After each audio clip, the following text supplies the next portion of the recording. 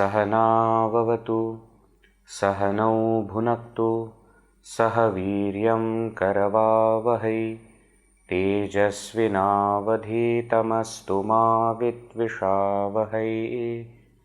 ॐ शान्ति शान्ति शान्तिः। ॐ श्री गणेशाय नमः। ॐ श्री सरस्वत्यै नमः। ॐ श्री गुरुभ्यो नमः। श्रुतिस्मृतिपुराणानाम् आलयं करुणालयं नमामि भगवत्पाद शङ्करं लोकशङ्करं। समस्तजनकल्याणे निरतं करुणामयं नमामि चिन्मयं देवं सद्गुरुं ब्रह्मविद्वरं। मूकं करोति वाचालं पंगुं लङ्घयते गिरिं यत्कृपातमहं वन्दे परमानन्दमाधवं परमानन्दमाधवम्।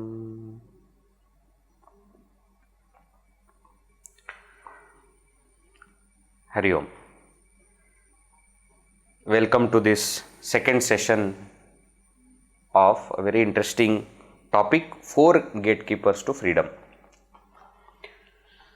In the first session yesterday, we saw from where this topic is coming, and that is from Yoga Vasishtha. Mokshadware dwarapalaha chatvarah parikirtitaha Shamo Vichara Santosha Chaturtha Sadhu Sangamaha. So in Yoga Vasishtha there is a verse which says that on the door of liberation there are four dwarapalas, there are four gatekeepers. Who are they? First is Shama or Shanti, the quietude of mind, control of mind.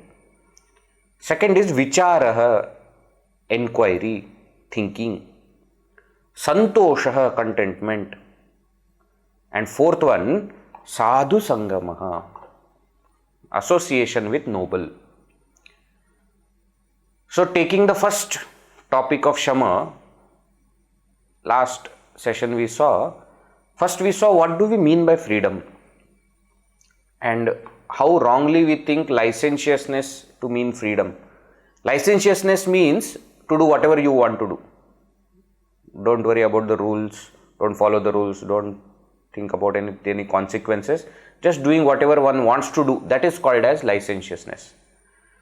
We said that freedom is different from it. Why? Because when I live licentiously, when I am doing whatever I feel like doing, I am actually slave of my mind. That's not true freedom. True freedom is when I will have capacity and ability to say no to the mind. So mind wants to do something and you say no, I am not going to do that. That will be called as true freedom.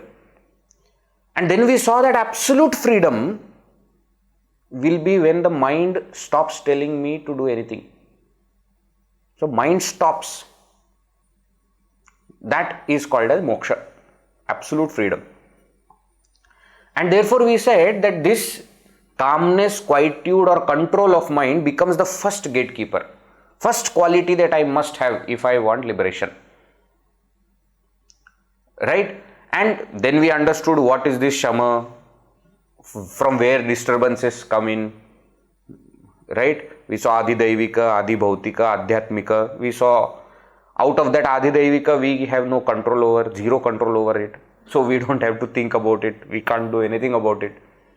Adhibhautika we said we have little bit control, but the impact of Adhibhautika on me, that I can control.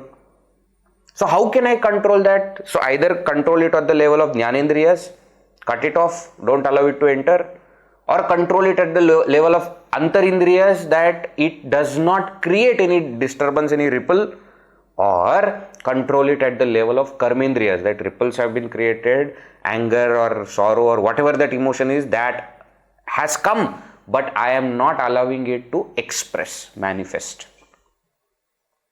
In this way, I can handle my mind so that the mind remains calm. We said in the third case, if at all mind has become angry or mind has got that emotion and you are not allowing Karmendriya to do it, then you must later on speak to the mind and resolve it. Diffuse the entire tension so that mind becomes calm and quiet. Right? But then there are also disturbances coming from within, not from anywhere else. Not Adi Daivik or Adi Bhautik, but Adhyatmik Tapa. Those disturbances that are coming from within. So suddenly I remember something of the past, or suddenly I start thinking about or worrying about the future, or suddenly I get excited about what is going to be there in the present. These three leakages also need to be stopped. And we saw how to do that. Two techniques we learnt yesterday. One is the technique called Wow, with or without. With or without technique is called as Vairagya. You detach, disassociate from that thought. The moment mind is trying to take you to the something of the past, you say not interested. Something of the future, not interested. Why? I don't care. Suppose mind is getting excited in the present, you say not interested. My attention is on my mind and not on anything else. So this is one technique by which I can retain calmness of my mind. And second technique we saw is we must practice sitting quietly every day. Just without any inputs coming in, eyes are closed, ears are also not, we are also not listening to anything purposely. If some sound comes and falls on the ears, let it come and fall on the ear. Don't react to it, don't respond to it. Just let it be there. You are not thinking about past, future. You are just focusing on a single thought. That single thought can be anything. We saw. It's better if it is something related to God, because then the purification will also happen at the same time. So that we have seen. Now today we start with the second topic. And the second gatekeeper, or the second quality that we must possess, is Vichara. Vichara. Now you see, human beings have got this unique power which is not there with any other being. And that is the ability to think. Intellect, fully developed intellect, is something that is very unique to human beings. See, animals, plants, birds, all of them are also living beings. They have body, they have mind. For many of the animals, etc., the mind is also fully developed. Therefore, they have all the emotions. You must have seen even dogs and cats, they are crying.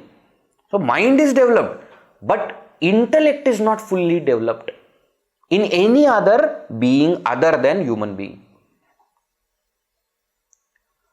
Which means what? See, animals may be able to react to certain things according to the stimuli, what is coming in, and according to their instincts that are inherent to them. It's not that they decide to, respond in a different way. No, that they can't think about all those things. That's why we say bird has been making nest the same way. How 1,000 years, 2,000 years back that bird used to make. So certain bird makes this kind of nest. Certain animal does this kind of things. They will continue to do it. There is absolutely no evolution, or there is no progress in the way they think, because that capacity to rationally think, to come to some understanding, or to look at yourself is not there. You will never have a dog sitting and wondering, morning I barked at one person. Shah, very bad. I should not have done that. He's such a nice person. No, dog cannot think about his own action, whether he did right or wrong, or whether he should have done it in that way. No. That unique power we humans have got. Many times when I say things like this, whenever even Gurudev has spoken about it, you must have seen, those who have done Foundation Vedanta course, this topic comes. Many people, they say, Veji, I think because we are human beings, therefore we are glorifying ourselves.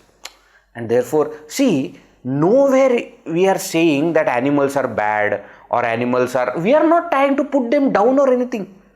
Then suddenly these activists, etc., PETA and all these things, people start to come in. Wow, how can you say that we are rationally analyzing what they can do and what they cannot do, and what we can do, what we cannot do. Power that something we have doesn't mean we are better.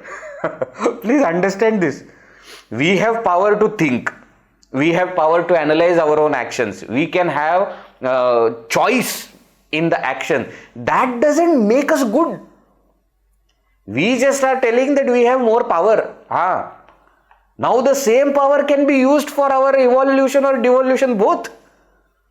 And that's why many human beings are worse than animals. Why? If animals cannot do many good things, at least animals will not do bad things. But because that power we have got, if we don't know where to use it, we will use that power for destruction also. Okay, so please understand that we are not trying to say that human beings are the best, etc. No. We are telling that human beings have got something that is unique. See, suppose, just for the sake of imagination, if all of us were dogs, then probably we would have had a meeting of all dogs, and there we would have discussed what dogs have unique that is not there with other beings. Probably the sense of smell, which is so heightened for dogs, isn't it? We speak, but that is okay for them. Now we all are human beings. No, let us discuss about what is it that we have that they don't, and therefore how to use it, what we have. Okay, so this is not to put any animal down or anything like that. The point is, human beings have the capacity to think, that intellect, that inquiring, faculty. And because of that, we have freedom of choice. We have choice in action. We can decide to do a particular thing in a particular way or in some other way, or we may decide not to do it. This kind of ability other beings do not have. If there is an animal and something is fallen in front of him, he will smell. If it is edible, he will eat. If it is not edible, he will leave and go. That's it. Full stop. Their ability to, decide ends there, because it is based on instinct. Whereas what we will do, we will start to think about what is it that is in front of me. Who has given me? How has that person given me? Whether it is given in a nice way, respectful manner, or very disrespectful manner.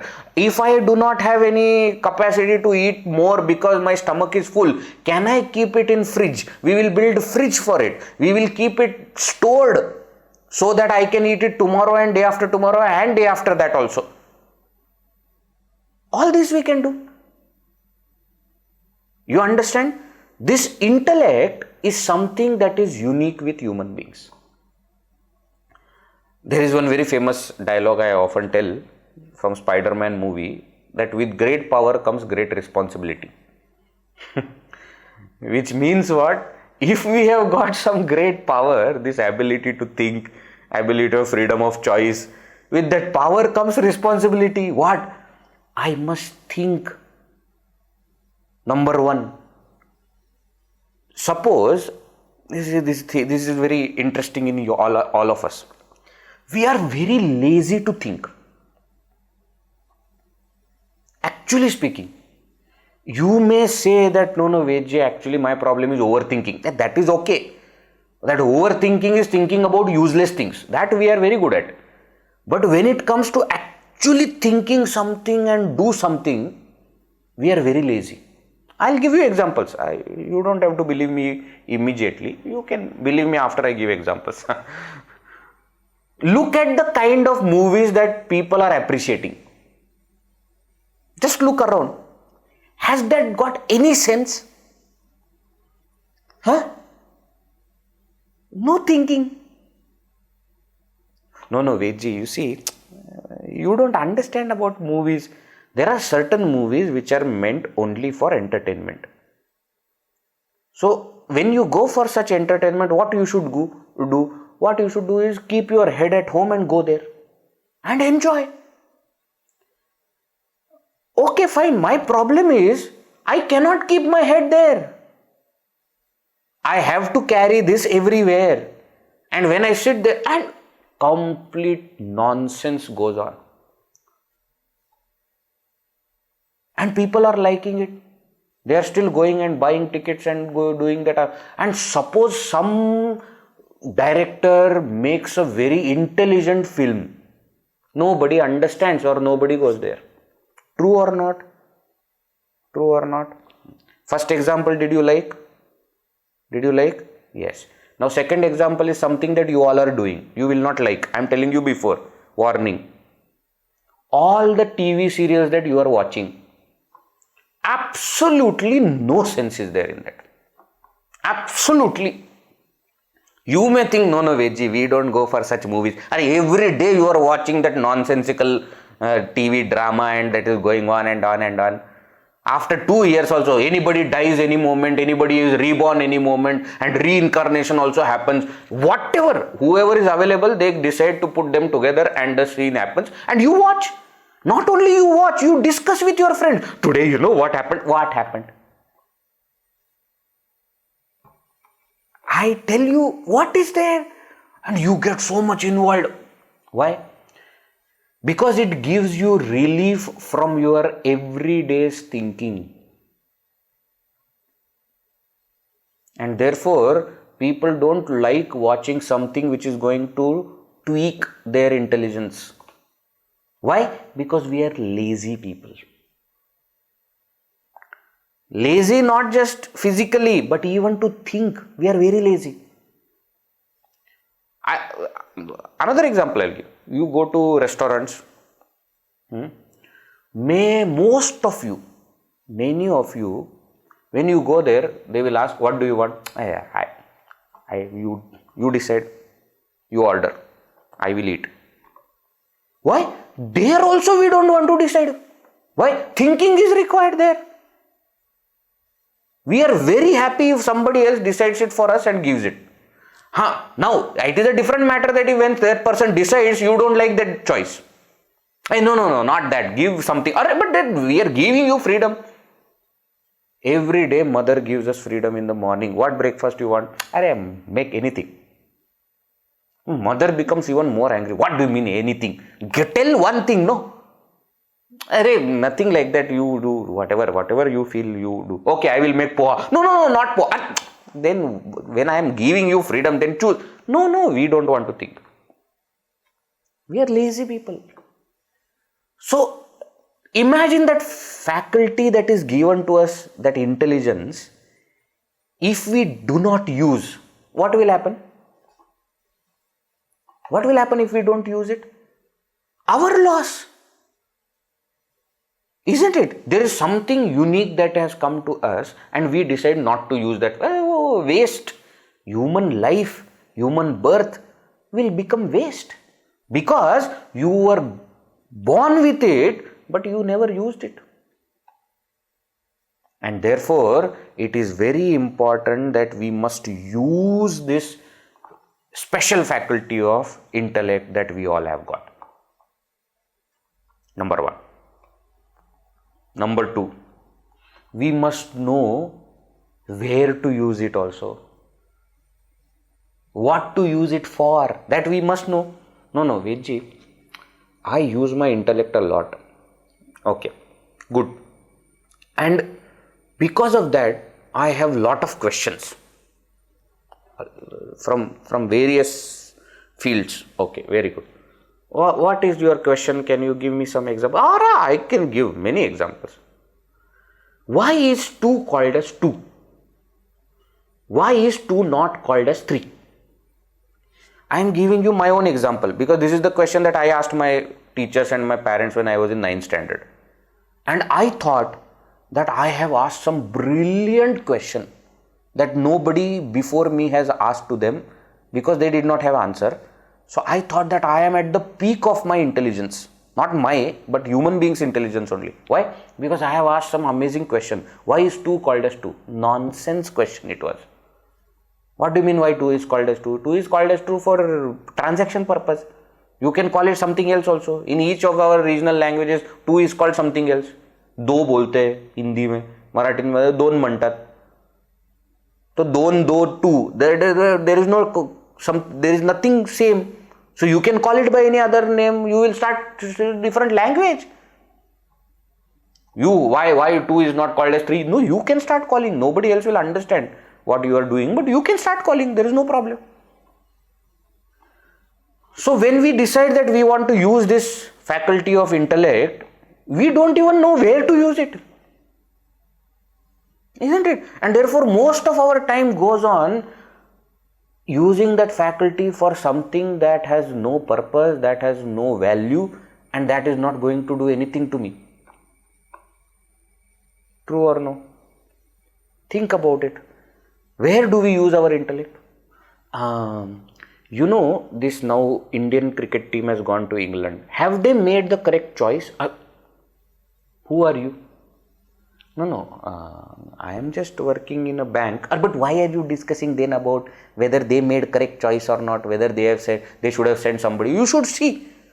When the moment they will put that these 15 players are going for some tour, the entire comment section will not be discussing about those 15 people. They will be discussing about why that person is not chosen. Why that person is not chosen.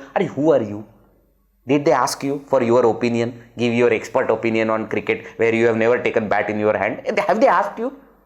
For that, we will keep on thinking. Politics. Is Narendra Modi making right decisions? Who? Prime Minister of India, who has been 15 years Chief Minister and now so many years, he has 11, 12 years he has been Prime Minister. So you think you know more than him whether he has made correct decision or not. Very good. And then we discuss. We discuss with whom? We discuss with all other people who have same level of intelligence as you about the topic that does not concern us. And we think we are very intellectual people. Think. When this faculty is given to us, of course we must use it, but we must use it for the right cause, in the right direction. Otherwise, what is the point in doing it? I remember one story I had heard from Swamiji that there was one old man who was living in the village house. He had 2 daughters, both of them married and staying somewhere else. A wife died. Alone he was staying. One day, one daughter visited his house and she said, "Daddy, I have got a gift for you." And the gift was laptop. I am talking about few years where the laptops were not very, known to people. So he said, "Oh, very nice, thank you." The daughter went away. Next time when the daughter came, she asked, "Dad, did you start using?" He said, "What?" "I gave you one gift." Of course I am using." "Where?" "See that in the showcase. Can you see? Nicely I have kept." "Why?" Such a nice looking, soft and very smooth." "Hey, very nice. It looks very nice." "Hey, Dad, it is not for keeping in showcase. It is for your everyday use. You have to use it." Father said, "Okay, I will use." The daughter went away. Now what? Next time when the daughter came, again she asked the same question. "Dad, now at least did you start using the laptop?" He said, "Of course. What do you mean? Didn't you see? When I offered you water, what was I keeping that glass on? Laptop. Every day I am using it. For what? For chopping the vegetables, for my everyday use." The daughter said, "Dad, it is not for that." when the daughter is giving a gift to her father, she also needs to tell the father what is that gift, where to use it, where not to use it, and how to use it. Then that is perfect gift. Correct or no? Similarly, God has given us this gift of intelligence. But God is very, very perfect. And therefore, along with this gift of intelligence, He has given us scriptures which will tell how to use this intellect, where to use it, where not to use it, and what to do with it. Now what do? We don't believe in the scriptures. So the very gift which is given by God, we use it against Him. What a fool fellow. And I tell you, this is natural. You must have seen all the children who are born. No, when you try to give them something which is good for them, they don't like it. Isn't it? You tell something, I don't want. You try to put them to sleep, they don't want to sleep. You try to wake them up, they don't want to wake up. You give them anything, they don't want to take. We are also like children. God has given us that gift, and that gift we are using for what? To think against God only. Wow, very good. So this gift that we have, intelligence, from the scriptures we must learn what?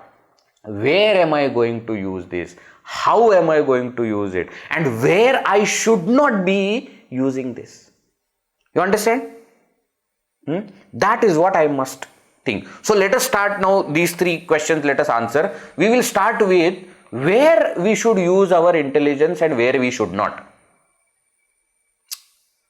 Simple criteria is whatever is going to help me in reaching the goal of my life, I should use my intelligence there. Simple criteria. Okay, whatever is going to take me out of the way or unnecessary into something else which will distract me from my path, I should not be using intelligence there. Now the point is, what is the goal of my life? The total freedom, what we discussed in yesterday's session. Now in order to achieve the total freedom, in order to gain mastery over our mind, that is where we have to use our intelligence.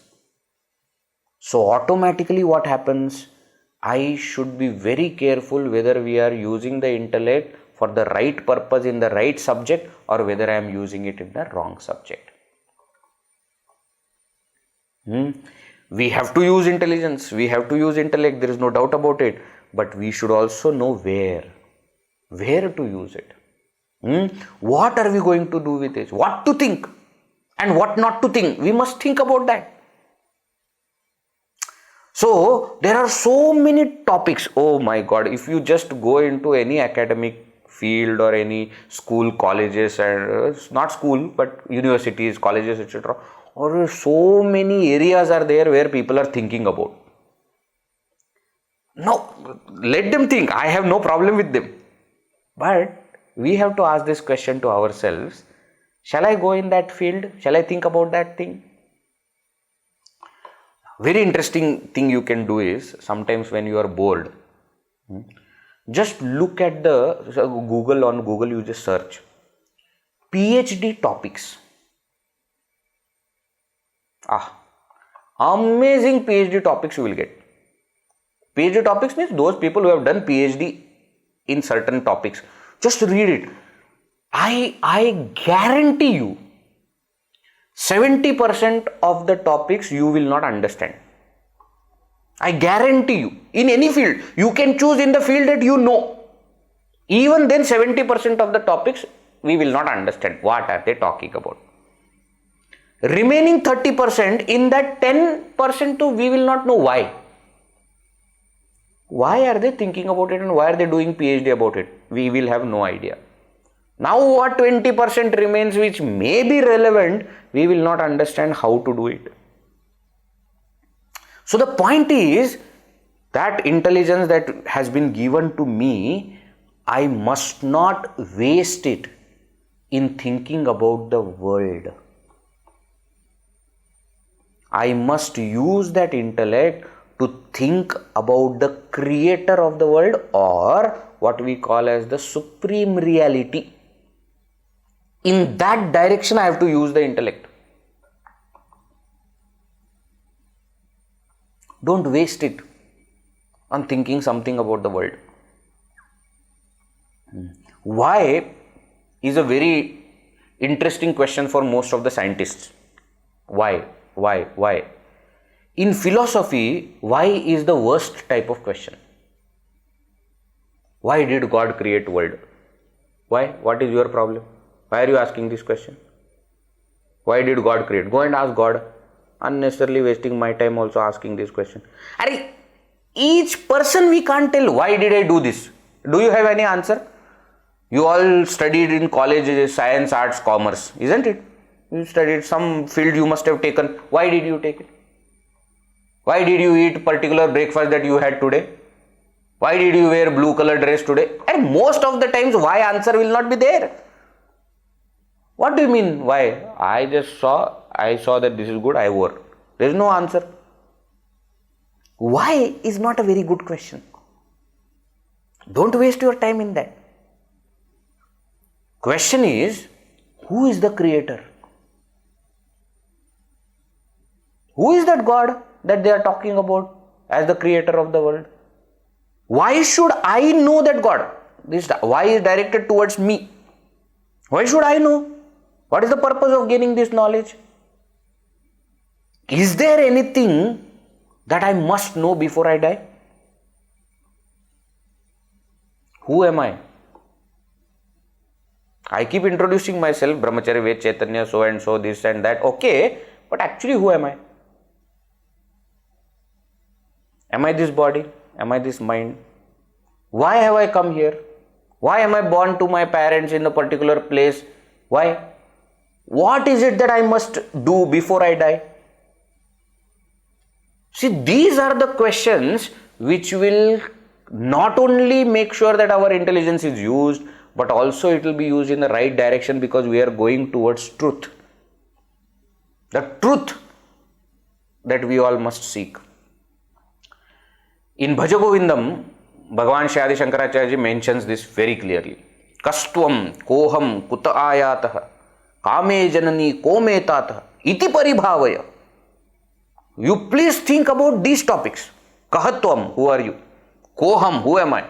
Kuta ayatah, from where have I come? Kame janani kome, who is my mother and father? You ask about this. Enquire into this.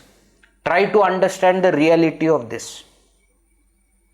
Then that will become the correct use of our intelligence.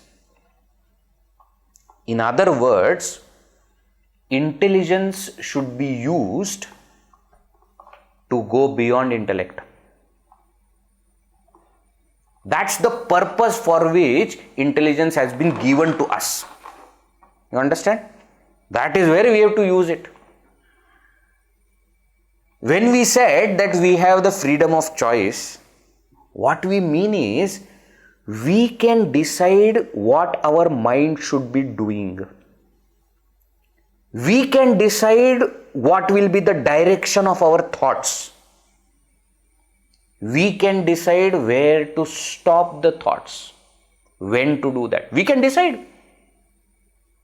So I must use my intellect to go beyond this intellect.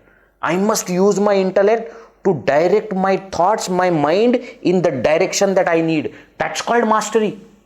That's called Shama, mastery of mind, which we saw in the last session. So this Vichara, enquiry that we must be doing is like guiding the mind in the right direction. In the direction that will take me beyond. That will take me to that absolute freedom, which is the goal of human life.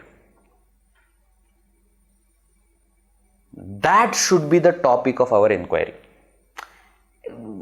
should not waste it on other things. Why something is like this, why it is like that, why it is like. And to tell you frankly, any subject of the world can also take you to that same truth if you ask the right question. Let us say, for example, somebody is a scientist in the field of botany, and therefore they study these trees and plants and flowers and all these things, isn't it? Botany. Even that subject can take them to the supreme reality if they start inquiring right way. A physicist can also lead there and end up there. A chemist, biologist, any expert of any science, historian, geography expert, anybody can be taken to that supreme reality if they start asking right question in the field that they are in. And I tell you, many times, even staying in spiritual field, we may not reach there. Why? Because we are not asking the right question. Even in remaining in this field, we have nonsensical topics that we start to think about. I remember Swamiji giving one example. One person wanted to find out, Bhagavad Gita you all must have heard about. In Bhagavad Gita, one word comes very frequently, yuktaha comes very frequently. So somebody wanted to find out in Shankara Bhashya, in the commentary of Bhagavad Gita, how many times Shankaracharya ji uses the meaning of yuktaha as samahitaha. How many times? Now please tell me, 700 verses. Why you want to know how many times? If you gained knowledge that yuktaha means samahitaha, that is sufficient, no? Why you want to know? Now that is called, in spiritual field also we are going towards unnecessary details. I have heard many people, Veji, I have memorized Bhagavad Gita from front to back and back to front. What front to back? Back? I mean, means from first verse, first line, second verse, first line, second line. Like that I can go up to 700 verses. I can come back reverse also. So the last line. Now when they met me, I said, very good, congratulations. But why? Why you want to know the second line of the last verse first and then the first line? Why? Have you thought about what that Bhagavad Gita is trying to tell? How am I going to use it and for how long I will be able to use it? How I can make it better? Have you asked that question? We go and meet great Mahatmas, saints, etc. and our entire focus is whether I have picture with them or not. When we meet Gurudev, Guruji and such people, just sit there at their feet and listen to what they are telling. That is much more important than having picture. I am not saying don't have picture with them. I am not saying, Baba, you have. I have no problem. But the point is, what is going to change me? Am I focused on that? So don't say that this field is bad, that field is bad. No, from any field we can reach to the supreme truth.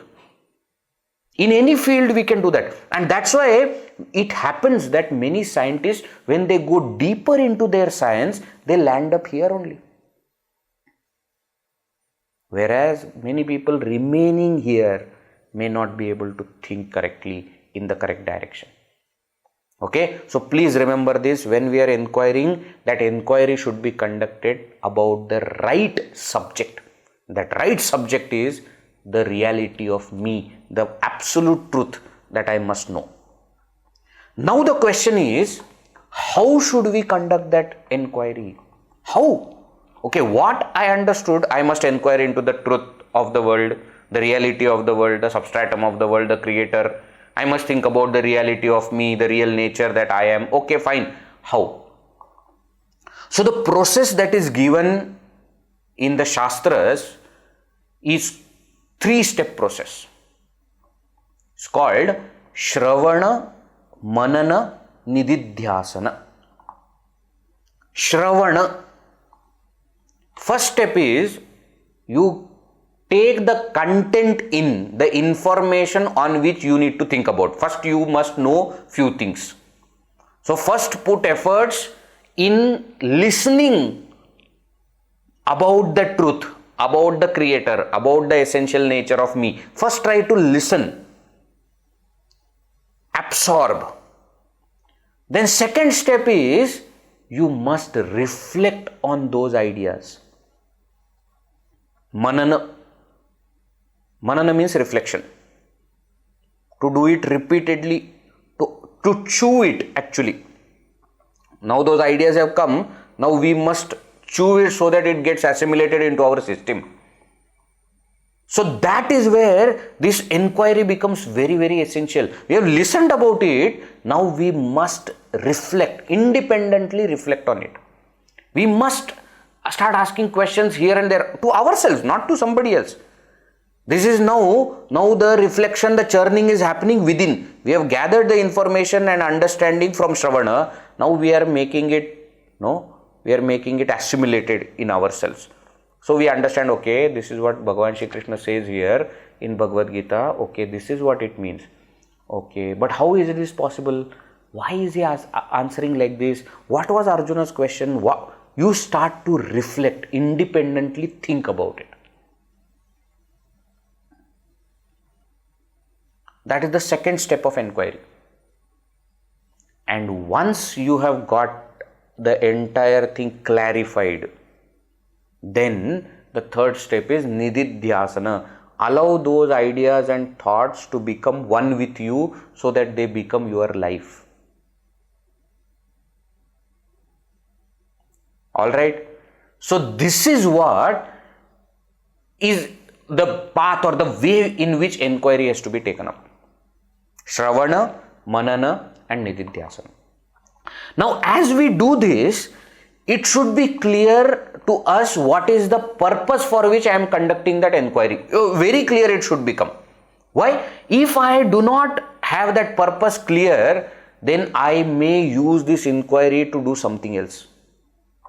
There are many people, the moment they start to think about and they will have their own fresh perspective about life and they will have some interesting insights to give, many times all this knowledge that we have gathered, inquiry that we have conducted, there is a possibility that it may lead to boosting of our ego. We should never do it for that. This path of intellectualism is very deadly, very dangerous.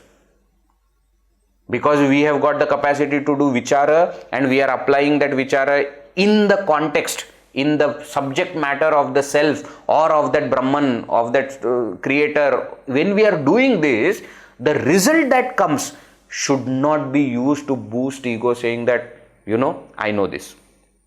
What is it that I don't know? I know everything.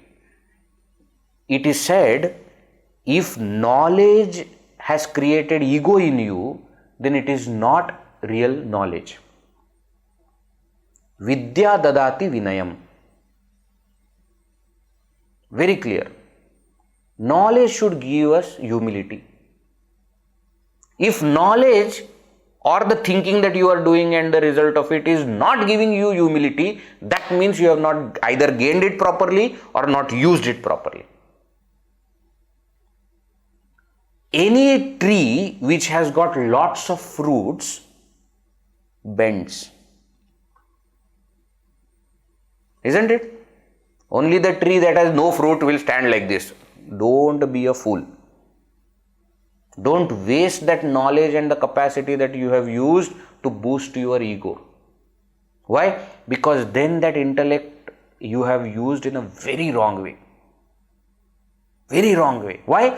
You have used it. Nobody is saying no, but it has given a very bad result. Be very, very, very careful. There are wars that have happened because of intellectual ideological differences. Because I think I am the best, somebody says no and I start to fight. We have to be very careful about it. Gurudev was That is the reason why Gurudev was against this intellectual gymnasium, he used to call it, the intellectual gymnastics. That I can bend my mind like this, bend my intellect like this, and turn this, and I can think about this also, and what is that? Argue with anybody and I can win. Arre, why you want to argue with other people and win? Intellect is not meant for that. In our culture, intellect is always used as a very healthy faculty, not to cut somebody, to break somebody, or to boost your own ego. I can do. No, we should not use our capacity to inquire and our intellect for this purpose. We should know then what is it meant for. Knowledge that we gain through Shravana, that when it comes in, it is like information. When we do reflection, when we churn it, when we independently think over it, it becomes knowledge. The data, the information that has come in has become now knowledge. That knowledge should lead to experience. Jnana should give me anubhava. That is what the knowledge is meant for.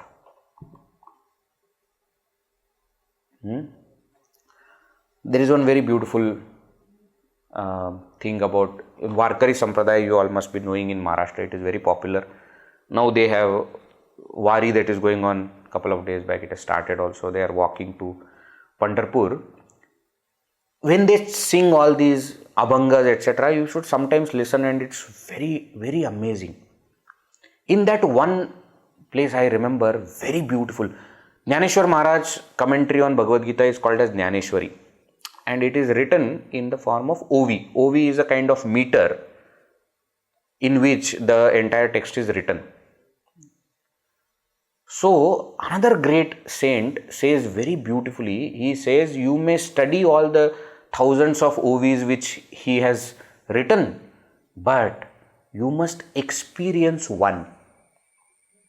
One OV, if in your life you can experience, your life is fulfilled. Ekatari OV anubhavavi.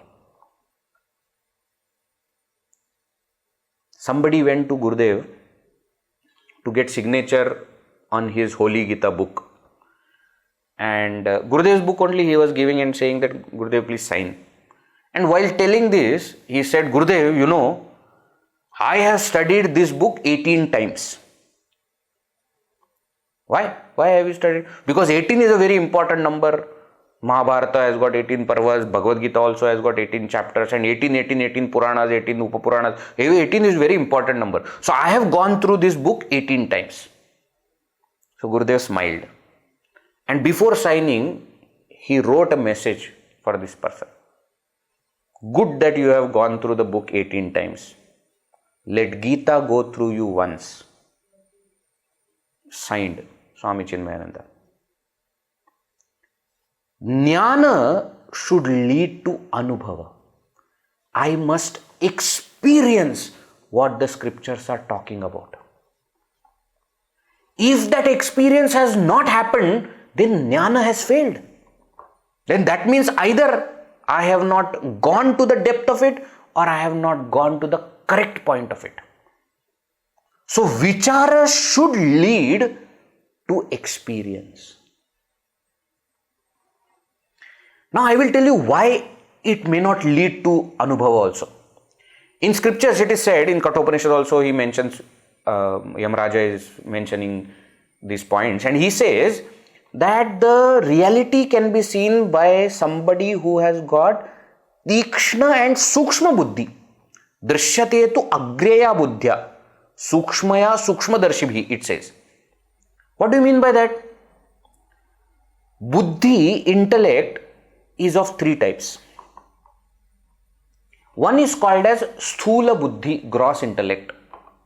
Gross intellect can be taken as either the intellect is not very used, not trained, or the intellect that only thinks about the worldly matter. That's called sthula buddhi. Second is called as tikshna buddhi.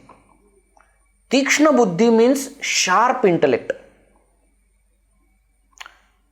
But the sharpness of the intellect can be in any direction. I may have sharp intellect in something of the world also, possible. But I have sharp intellect. It's good. It's better than Sthula buddhi. Then something is there, third is called as Sukshma buddhi. Subtle intellect. Sukshma buddhi means what? The ability to think about subtle things.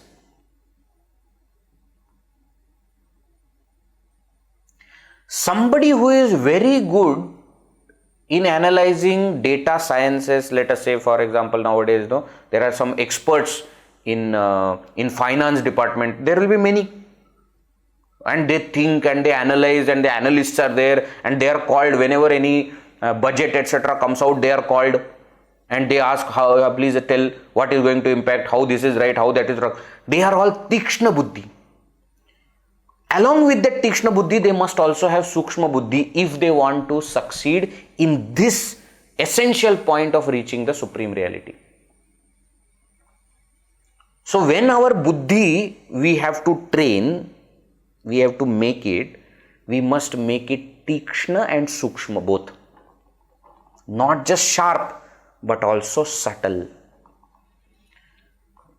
The more and more subtler intellect becomes, that knowledge comes closer and closer to the experience. That is the purpose of Vichara. Are you getting the point? Are you getting the point? So that Vichara should lead me to Jnana, and that Jnana should lead me to Anubhava. That's the purpose. So our goal should be very clear. If not, then Vichara will give you Jnana which will boost your ego. Not good. Not good.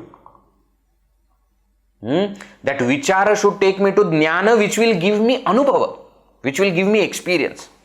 And that's why in the lives of saints, you will often hear such stories where somebody was there, a great scholar, but was very arrogant, and he insulted that some saint. And that saint with simplicity destroyed his entire arrogance. True or no? You take the life of any saint, such story will be there. The focus should not be on gaining more and more knowledge so that I can show off. I can tell, oh, I have this also, and I know this also, and I know that also. Actually, with more and more knowledge, we understand that there are many things that I don't know. You ask somebody from school, 7th standard, 8th standard, do you know physics? He will say, yeah, I know everything. I know entire physics. I am the topper. And you ask somebody who has done PhD in physics, he will say, no, I don't know everything. My topic is only this much. And in that also, only this area is what I am working on. All other things, I don't know. Now, do you mean to say that the 7th standard boy knows more than the person who has completed PhD? No. But what has happened is, with evolution, with that maturity of knowledge, that person has realized, I don't know many other things. About Shastras, this is something that we must always remember. We are studying Shastra for what? Scriptures we are studying for what? We often get into this habit of studying more and more scriptures just to say that I have studied this also and I have studied that also. Bhagavad Gita, done. Done. I have studied completely. Now Upanishad, going on. The point is not to study Bhagavad Gita or the Upanishad. The point is to realize that Brahman which is explained in Bhagavad Gita or Upanishad. That's why Gurudev used to say, any book is sufficient. Spiritual book, any of them. One chapter of Bhagavad Gita is enough. Any one Upanishad is sufficient. Any one Prakarana Grantha is enough. For that matter, Gurudev, any one book, Kindle Life, is also sufficient to gain realization. But then why are we studying so many texts? Because that realization has not happened through that text. So because that text has not given me, I am trying another text. Maybe through this I will get that. So the texts that I am studying are means, not the goal. Should never get entangled in that and think that I have studied this, and I have done that also. And Veji, let me just, for your information, I must tell you that I have not just studied Bhagavad Gita, but I have studied Bhagavad Gita with Shankara Bhashya. Very good. Congratulations. I don't have problem with that. The point is, have you reached where that Shankar Bhashya wanted to take you? Have you reached there? That's the question that we must ask ourselves. Study of scriptures is means. Independent thinking, reflection, manana means. Where we are supposed to reach, that experience. Meditation means. All these means are there. This vichara, this technique is there to take us to that anubhava ultimately. So vichara must lead to jnana, and that jnana should give me anubhava. Till that happens, we should not stop. Okay? So when we say vichara inquiry, these are the points that we have seen today. First, we understood how human beings have got this special faculty, special gift, that is intellect. When we have got something, we must use it. That is first thing. When we said we must use it, we must know where to use it and where not to use it, what to think, what not to think. Then we said how to think. There is a 3-step process. Don't just start, oh, today Veggie told that I must think. So let me start to think. What is that supreme reality? First, you cannot just start thinking like this. You have to first listen to some scripture which tells about that supreme reality. You first do Shravana. Understand, gain the data and then understand. Then reflect on it so that, chew on it so that it becomes very clear. All your doubts about that topic, about that concept is resolved. And then you do meditation so that the thoughts or the convictions now that you have got become assimilated completely in you, and you start to live that knowledge. This is how I must conduct the inquiry. And one more tip I will give you. Many times people say, I want to do manana, but I don't know how to do manana. Veji, manana means what? There are various ways that manana can happen. In all our courses, etc. of Chinmay International Foundation, we have self-assessment questionnaires. Reflection questionnaires are there. That is one kind of manana. Whether you have studied that topic correctly or not, whether you have understood correctly or not, how will you know? When you give some test. That test is not for marks, please understand. The test is not for marks. We don't care. You may care about marks. You may want 100 out of 100. We want clarity for you. And in order to give that clarity, that assessment test is there. So when you start taking that test, you yourself understand whether you have understood or not understood. And that is why it is called self-assessment.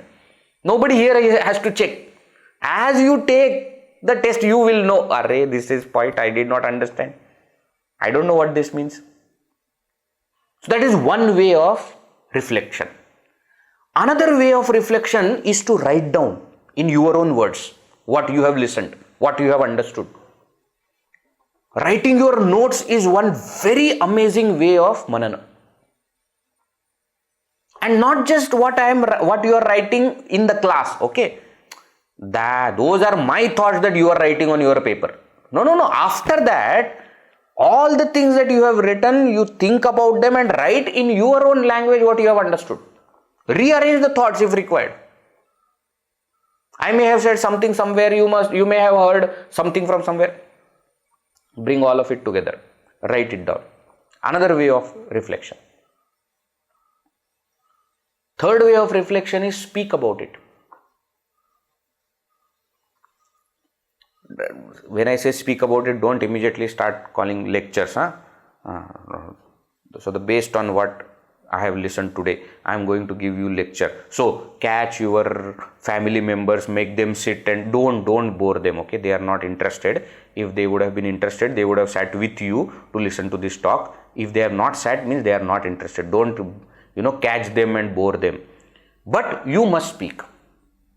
But Veji, if I don't catch, then talk to your animals. They are meant for that only. Why? They will not say anything back. Talk to your trees. Nowadays people are very happy and they call themselves as parents of the trees and parents of your dogs and cats. No problem. Catch that dog and cat and keep in front and talk. Today we are going to discuss about the topic of Vichara. Vichara means enquiry. Enquiry is about, you start explaining. Okay? Speak about it. When you speak, what happens is, you will understand where are the blocks, where are the gaps. That okay, I have understood up to here, but then after this Vedji went to this point, I don't know where, how he went to that point, what is the connection, that you might have missed. Or not just my lectures, whatever lectures you are listening, whatever you are studying, assimilate that and speak about it. That is another way of reflection. Okay? If you have people who are of similar interest and are attending similar classes, come together and discuss. Another brilliant way of reflection. Why? Because somebody in the group would have got some point that you have missed. Or you understood it in a different way, that person has given different perspective. So discuss. Study groups. Study groups are for Manana only. So in this way, after Shravana, you do reflection and then you put it into practice. So, as a takeaway of this session, you remember yesterday's takeaway, what it was? Every day 5 to 10 minutes. We are going to sit quietly without any input, no eyes, ears, everything is closed. And I am just going to keep my focus on one thought. No past, future thoughts are allowed. Like that, today's means from today what we should do is, every day listen and reflect. You can decide whether you want to listen for half an hour or 20 minutes or 15 minutes or 10 minutes or 5 minutes. That's up to you. You may decide whether you want to think for half an hour or 20 minutes, 15 minutes, 5 minutes, 10 minutes. You decide. But every day listen to something spiritual and reflect on it. When I say listen, please do not stop with just the talk. Okay, talk I listened every day on YouTube, I listen to one talk, and then when the talk is over, I close the book and go. No, sit there for little more time and assimilate that entire idea, make notes, see what is that you have understood, work on it little bit more. Because then you are actually doing inquiry. Otherwise, you are just sitting there and listening. Like you go for music concerts, you go there and sit and listen. No, this is not music concert. This is not meant for that. When you think, then that knowledge becomes yours. So don't just listen, but reflect. Okay? Then that will become the second gatekeeper to moksha. Alright? If you have noticed, Shama was about mind, control of mind, thoughts, etc. Vichara was about intellect. The two important instruments that we all have got, mind and intellect. Now, in the next session, we will see about the third gatekeeper, Santosha, tomorrow, same time. Alright? Let us conclude. Om Purnamada Purnamidam Purnat Purnamudachyate Purnasya Purnamadaya Purnameva Vashishyate. Om Shanti Shanti Shanti. Harihi Om Shri Gurubhyo Namaha. Harihi Om.